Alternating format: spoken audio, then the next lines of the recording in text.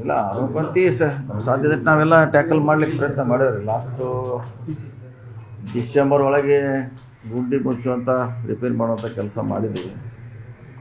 So ನಮ್ಮ ಲೆಕ್ಕದಲ್ಲಿ 90%, more than 90% ಸರಿ ಇದೆ. ಒಂದು 10% ಏನಾದ್ರು ಇದ್ದರೆ ಉಳಿದಿರ್ಬೋದ್ರೆ. ಸೊ ಇನ್ನು ಎರಡನೇದಾಗಿ ಹೊಸ ಬಜೆಟ್ ಇವತ್ತು CM ಹತ್ರ ಸಭೆ ಇದೆ. ಸೊ ಹೊಸ ಅಂದರೆ ಎಕ್ಸ್ಟ್ರಾ ದುಡ್ಡು ಕೇಳ್ತಾ ಇದ್ದೀವಿ. ಯಾಕೆಂದ್ರೆ ನಮ್ಮದು ಲೆಂತ್ ಭಾಳ ದೊಡ್ಡದಾಗಿದೆ, 1,00,000 ಕಿಲೋಮೀಟ್ರ್ ಇದೆ. ಸೊ ಹಿಂದೆ 13ರಲ್ಲಿರುವಂಥ ಬಜೆಟ್ ಇವತ್ತಿಗೂ ಸೇಮ್ ಅದೇ ಇದೆ. ನಮ್ಮದು 10 ವರ್ಷ ಏನು ಹಿಂದಿದೆ ಇವತ್ತು ಕೂಡ ಅದೇ ಇದೆ. ಸೊ ಎಲ್ಲಿ ಕೂಡ ಇನ್ಕ್ರೀಸ್ ಆಗಿಲ್ಲ. ಸೊ ಇನ್ಕ್ರೀಸ್ ಮಾಡದೆ ಹೋದ್ರೆ ನಾವು ಒಳ್ಳೆ ರಸ್ತೆ ಕೊಡೋದು ಭಾಳ ಕಷ್ಟ ಆಗ್ತದೆ.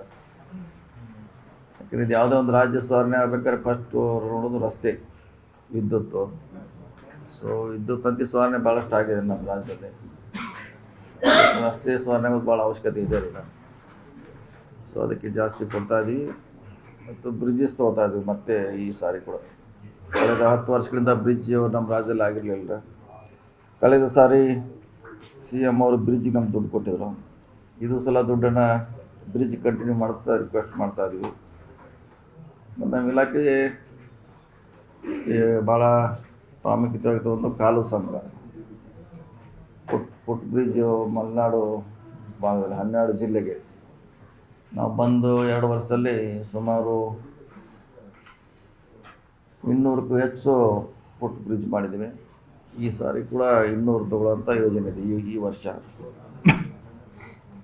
ಸೊ ಅದನ್ನು ಭಾಳ ನಮ್ಮ ಡಿಪಾರ್ಟ್ಮೆಂಟ್ ಒಂದು ಸುಮಾರು 1,000 ಮೇಲಿದೆ ಅದು ಡಿಮಾಂಡು. ಈಗ ಮಾಡೋದು ನಾವು ಸುಮಾರು ಹೆಚ್ಚು ಕಮ್ಮಿ 300ವರೆಗೆ ಮುಗಿಸ್ಬೋದು ಈ 2 ವರ್ಷದಲ್ಲಿ 300. ಸೊ ಇನ್ನೂ 2 ವರ್ಷದಲ್ಲಿ ನಾವು ಕೂಡ ಅಷ್ಟೇ ಸಂಖ್ಯೆಯಲ್ಲಿ ಮಾಡಲಿಕ್ಕೆ ಒಂದು ಯೋಜನೆ ಯಾಕಂದರೆ ಒಂದು 500ರಿಂದ 600 ನಮ್ಮ ಈ 5 ವರ್ಷಗಳಲ್ಲಿ ಮುಗಿಸ್ಬೇಕಂತ. ಸೊ ಭಾಳ ಸ್ಮಾಲ್ ಅಮೌಂಟ್ ಅದು, ಆದರೆ ಭಾಳ ಉಪಯುಕ್ತ. 15-20 ಲಕ್ಷ 25 ಲಕ್ಷ ಅಷ್ಟೇ ಅದರದ್ದು ಅಷ್ಟೇ ಕಾಸ್ಟು. ಅದು 2-3 ಕಿಲೋಮೀಟರ್ ಸುತ್ತ ಹಾಕೋದು ಮತ್ತು 4 ತಿಂಗಳ ಶಾಲೆಗೆ ಹೋಗದೇ ಇರುವಂಥ ವಿಚಾರಗಳು. ಒಂದು ಹಳ್ಳಿಗೆ ಹೋಗಲಿಕ್ಕೆ ಆಗೋಲ್ಲ. ಸೊ ಸ್ಮಾಲ್ ಇರೋದ್ರಿಂದ ಭಾಳಷ್ಟು ಉಪಯೋಗ. ಒಂದು ನಾವು ಟಾಪ್ ಪ್ರಯಾರಿಟಿ ಮ್ಯಾಗೆ ಕಾಲು ಸಂಘ ತೆಗೆದುಕೊಳ್ತಾ ಇದ್ದೀವಿ.